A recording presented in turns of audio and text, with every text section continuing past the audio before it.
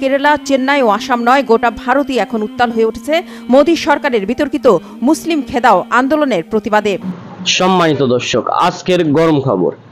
ইন্ডিয়ায় যে মুসলিমরা থাকে তারা কিছু রাজনৈতিক বিষয়ের জন্য ইন্ডিয়ার জিনিসপত্রকে বয়কট করেছিল এবং তার জন্য ইন্ডিয়ার লোকজনরা ক্ষেপে গিয়ে মুসলিমদের উপর হামলা চালায় এবং মুসলিমরা মোদির বিরুদ্ধে হুঙ্কার দিয়ে উঠল। তাহলে চলুন কথা না বাড়িয়ে দেখে আসা যাক সম্পূর্ণ ভিডিওটি। সম্পূর্ণ ভিডিওতে রয়েছে আরো অনেক গুরুত্বপূর্ণ বিষয় যা দেখলে আপনারা রীতিমতো অবাক হতে বাধ্য হবেন।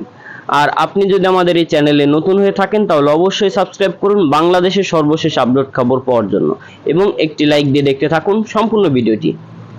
নিরাপত্তা। নয়াদিল্লি, কেরালা, চেন্নাই ও আসাম নয়, গোটা ভারতই এখন উত্তাল হয়ে উঠেছে মোদী সরকারের বিতর্কিত মুসলিম খেদাও আন্দোলনের প্রতিবাদে। ভারতের মানবাধিকার কর্মী, বিশিষ্টজন আর বিরোধী রাজনীতিবিদদের অভিযোগ, বিশ্বের তৃতীয় বৃহত্তম মুসলিম জনসংখ্যার দেশ ভারতে পবিত্র রমজান মাসে এই আইন কার্যকরের মধ্য দিয়ে দেশটির 20 কোটি মুসলিম নাগরিকের সাথে অন্যায় করা হচ্ছে। কেন এই আইন এতটা বিতর্কিত? নতুন করে এই বিক্ষোভের শুরু সোমবার। এদিন সন্ধ্যায় বহুল বিতর্কিত সংশোধিত নাগরিকত্ব আইন সিএএ কার্যকরের ঘোষণা দেয় মোদী সরকার।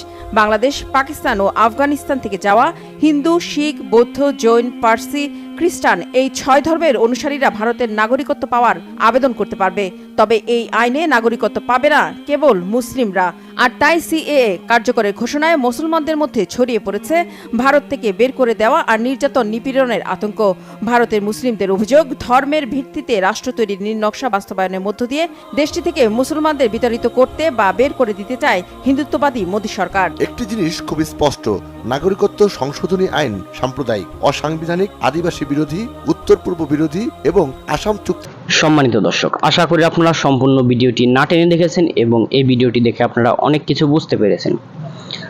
আর আপনার যদি এই ভিডিওর উপর কোনো গুরুত্বপূর্ণ মতামত থেকে থাকে তাহলে অবশ্যই কমেন্ট বক্সে জানান। আর আজকের ভিডিওটি এই পর্যন্তই, আবার দেখা হবে অন্য কোনো নতুন ভিডিওতে। ততক্ষণ সুস্থ থাকুন, ভালো থাকুন, আল্লাহ হাফেজ।